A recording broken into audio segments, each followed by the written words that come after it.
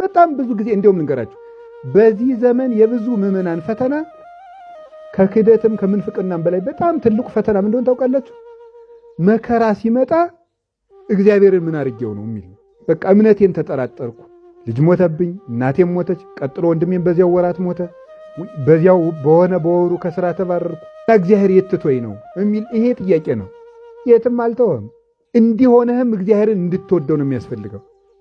እኛ እግዚአብሔርን የምንፈልገው ስለ ጸለይን፣ ስለ ጾምን፣ ስለ ሰገርን የሆነ ነገር ስላደረግን በምድር ላይ የሆነ ነገር እንዲያደርግልን አይደለም። እንዲህ ነው የምንፈልገው። አባታችን ስለሆነ ስለምንወደው ነው የምንከተለው። እንዲሰጠን አይደለም የምንከተለው። ጤናም አንድ ችግር ነው በዚህ ዘመን። ሰው 2-3 ቦታ ጸበል ይጠመቃል፣ አልሻለው ይላል። አልሻለው ሲል ወይ ሃይማኖት ትክክል አይደለም ይላል፣ ወይ እኔ ትክክል አይደለሁም ይላል። እንድንድን ብቻስ ነው ወይ ክርስቲያን ይሆን ነው? እንድንታመምስ ክርስቲያን አልሆንም? ሆነናል።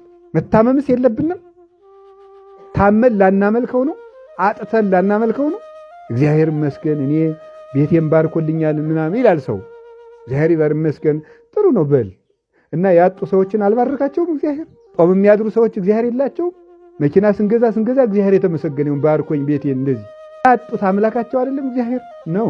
ለሚያለቅሱት ምንም ለሌላቸው ዘመናቸውን ድሪቶ ለብሰው ለሌሉት ፈጣሪያቸው አይደለም? ነፃ አየር ሳይተነፍሱ ታስረው ታፍነው ላለቁት አምላካቸው አይደለም? እግዚአብሔር እነሱን ትቷቸዋል፣ ሽጧቸዋል፣ ነፍሳቸውን አይፈልገው፣ ለነሱ አልሞተላቸውም፣ በአምሳሉ አልፈጠራቸውም፣ ፈጥሯቸዋል።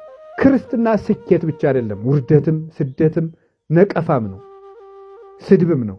ለሁሉም ነገር መዘጋጀት አለብን። ለመወደድ እንደምትዘጋጁት ለመሰደብም ተዘጋጁ፣ ለመነቀፍም ለመዋረድም ለሁሉ ነገር እንዲሁ ነው።